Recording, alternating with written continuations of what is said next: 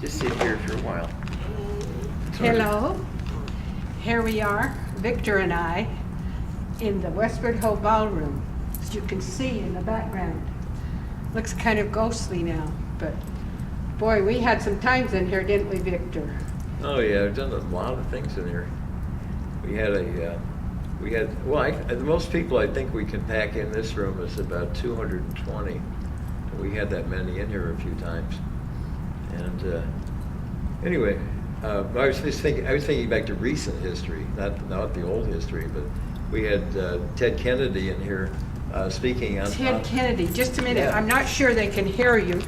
Victor's kind of soft-spoken, so I'm going to take the liberty of bringing him up a little closer so you can see him and his dog, and we won't miss a word of what he's saying. Okay, Ted Kennedy was here in this very ballroom. Well, he was stumping for Kerry when Kerry was running for president, and couldn't be everywhere at once. So Ted Kennedy was crisscrossing the country, and he stopped here, and we have a few diehard Republicans here, and they became Democrats when Kennedy came. Yeah, I was here. They wanted to squeeze up to the front. They wanted to get his autograph. Yeah, everything. And we've had so many people here over the years. I mean, we had, when Janet Napolitano was governor, she was probably here 6 times. 6 times. They had we had a couple of congressmen here once that we used the Concho room downstairs, but they wanted to announce a big Medicare reform that they were putting in front of Congress, and it included actually the Terry McAuliffe, who was head of the Democratic Party at the time, the national one. He was here along with them, and it was a big media event. Media people love us. But they announced Medicare, and we packed the audience right away because people like the idea there's something going on they can do for free. And besides, they're people pretty political minded, as a rule. But anyway, we had Janet Napolitano when she was governor about 6 times. We had, in the whole history of the Westward Ho, there's nobody alive who knows how many famous people were here. Not to hear you, so I'm going to bring you up even closer because it's important that we hear all this. Yeah. That you have experienced here at the Westward Ho yourself. But the first time I was here was 51 years ago, 1962. We had the biggest of all the celebrations of Arizona's 50th anniversary of statehood was at the Westward Ho. Oh. So we had the governor and the mayor of Phoenix, the postmaster general of the U.S. came out, and they were issuing a stamp for that. They do for states every time they have a major anniversary, and that was a big deal. I was maybe the youngest person in the audience, and so that I was hoping we could do something special for our 100th anniversary, but it's hard to get together in a big event. I thought we should do something. The owners were very uncooperative. They could care less in Rhode Island what happened to Arizona. Well, yeah, they're not as excited about Arizona stuff. And but how long have you lived here at the Westward Ho since it's become a hot conflict? Since 1998. 98. So there were 15 years now. Well, you must have come about the same time I did, because I've been here 15 years. Yeah, I think so. Well, probably. Yeah, there's the oldest resident here, and he's not the oldest person, but longest lived resident here now is who's been here 33 years, is David Marsh. Oh. And David he was fairly young when he moved in here. He had a stroke when he was 5 and a half, and then he had a big stroke when he was in college, because he had recovered enough, and then that was the big one. And David has trouble vocalizing certain things, but he's a very smart guy. 33 years, and yes. And I think it's been the same apartment the entire time. Yeah, he's the one that I always laugh because he'd say, "Me five," Yeah, that's what he means. Is actually the stroke hit him when he was 5 and a half years old. And so he's trying to actually tell you that his whole life changed when he was 5 and a half. I mean, he nearly died. He had a huge fever, like 108 or something like that, and you almost can't survive when you've got that kind of temperature. And his father's a doctor. When he had his stroke, he was probably around 20.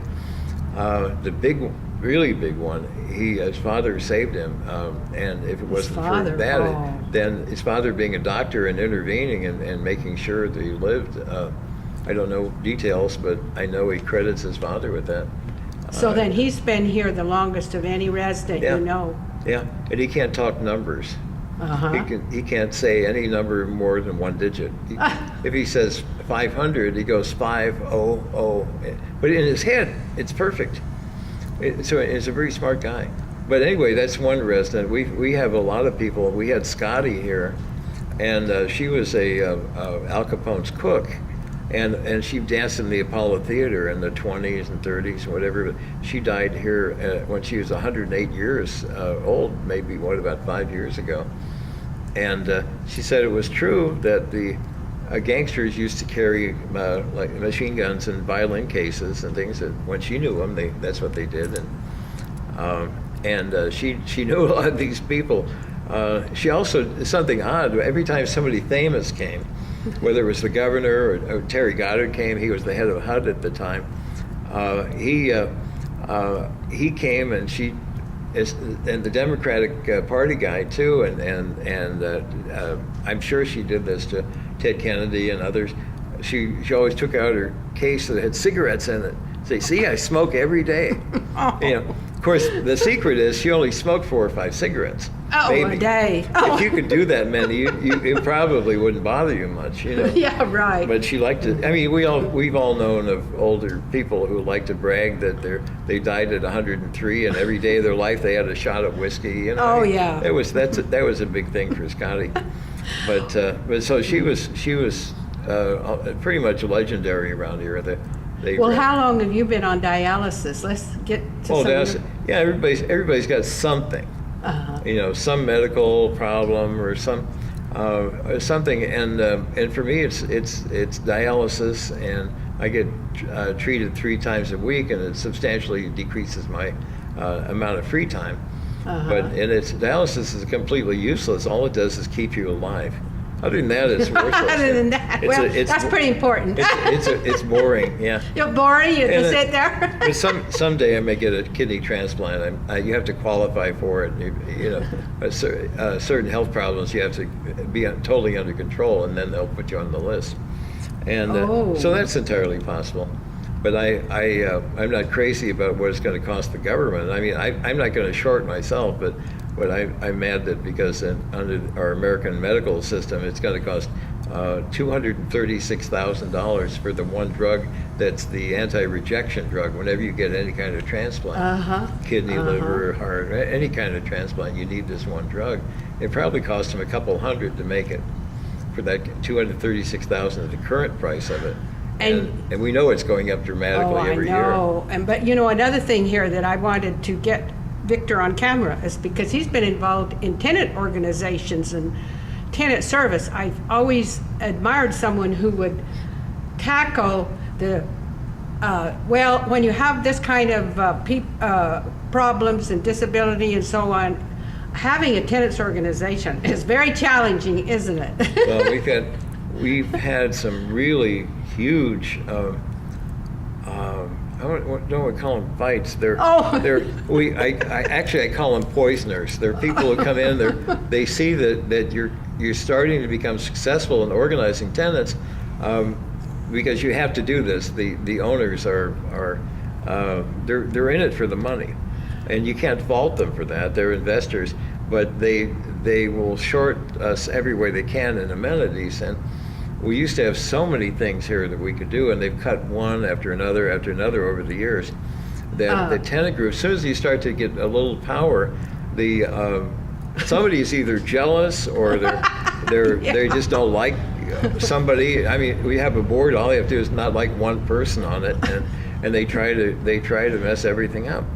And it's kind of like out in the world, except when it's here, it just seems like the arguments would get more heated. Didn't you find that so? This is an extremely good building as far as tenants go. If we were in the outside world and we were not a Section 8 building, we would have people that would be throwing wild parties, and you'd hear gunshots every now and then. Oh. And you'd have people calling the police all hours of the night, and wild parties, and you'd have people angry at each other. And if it was public housing, you know, what we call the projects here over around Roosevelt, we would have people fixing their cars in the front lawn. We'd have sex workers running around. We'd have drug dealers. I mean, there'd be all kinds of things, but we don't have those. And if we ever do, it's to such a small extent. Nobody really. We have good security you know, here we too. have we have good security, and the owners should be credited for that. Of course, they want less trouble, and that's part of it. But the owners have been not very responsible over the years, and this is why we wanted to start a tenant group.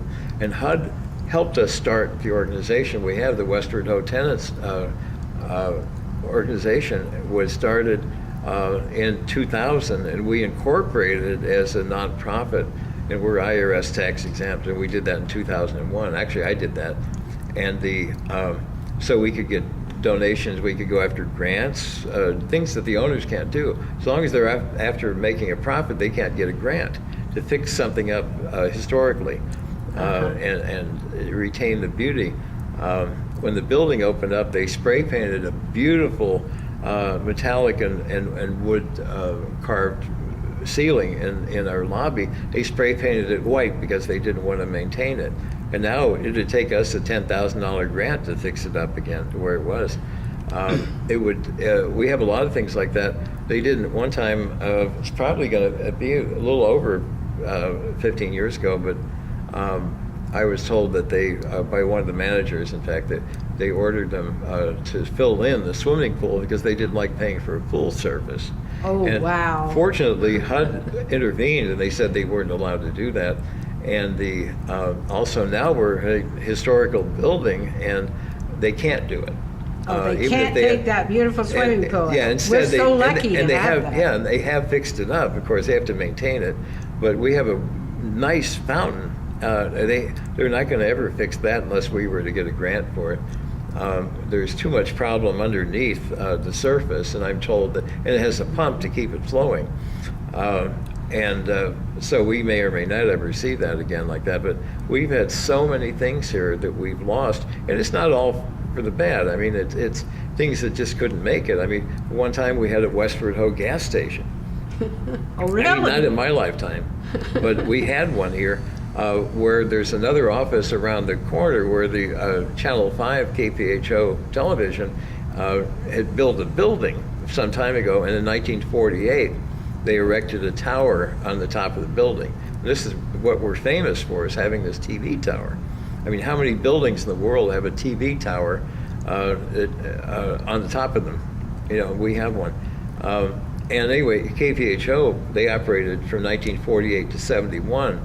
They actually used it until buildings taller than us started being built.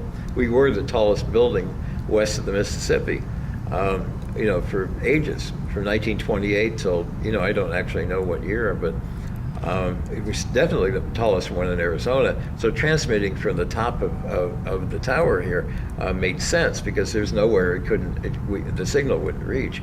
But like all things, that eventually came to a close, and we haven't used it for anything in a long time. They've been trying to rent space on it, for microwave transmitting and whatever, but they may never get a client. And right now, because it's so huge, it could cost them a couple $1 million to tear it down. Well, Victor's so knowledgeable about all things to do with this complex, and I wanted, I thought, I told him time is of the essence. I wanted to get him on camera talking in his own words, because you can tell that he loves the Westward Ho. He loves it and appreciates it.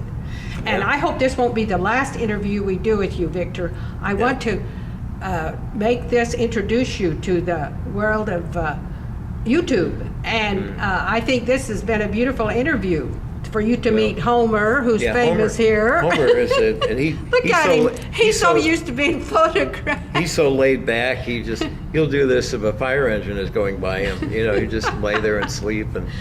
But the thing is, he's a service dog, and he is a medical alert dog. So he can tell if my blood sugar goes down really low and it's in danger, I'm in danger, he'll start barking at me and running to the refrigerator. What? He will bark? He'll bark and run to the refrigerator and let me know I need to eat something. And Oh my or if it's the gosh. middle of the night, he'll wake up and start barking, or he'll lick me in the face or something. So he knows, if I know that my blood sugar is dropping and I have to get something to eat. Oh And my he could do gosh, that is a wonderful. He's not trained to do that. He was 6 months old when he started doing that. And, Well, I've heard that dogs can sense what their Yeah. owners. Well, his brother lives here. His half brother lives here on our 6th floor, JJ, and JJ is, which stands for jumping jack, because he can jump so high, even on these short legs. His brother is a dog that can sense when you're going to have an epileptic seizure or any other kind of seizure. Oh, And when that you have an amazes me. epileptic not seizure. me, but, yeah, not but you. He but- lived with other people whose original owners were epileptic, and he could tell. He learned to tell, but he's never been trained. But it doesn't mean he doesn't know. I mean, Homer, we trained him to do other things. Well, you this know. is wonderful. It's wonderful that we know that this dog can do this, Yeah, and he can help you.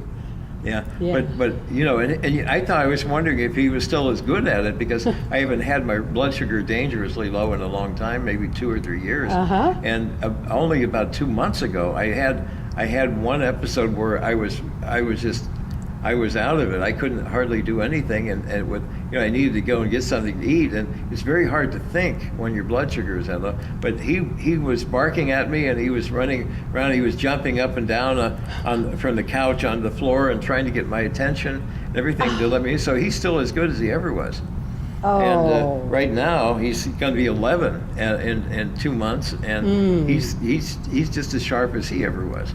oh, that's wonderful. Well, Victor, I promise there's lots of subjects we can talk about, because I know you're knowledgeable about many.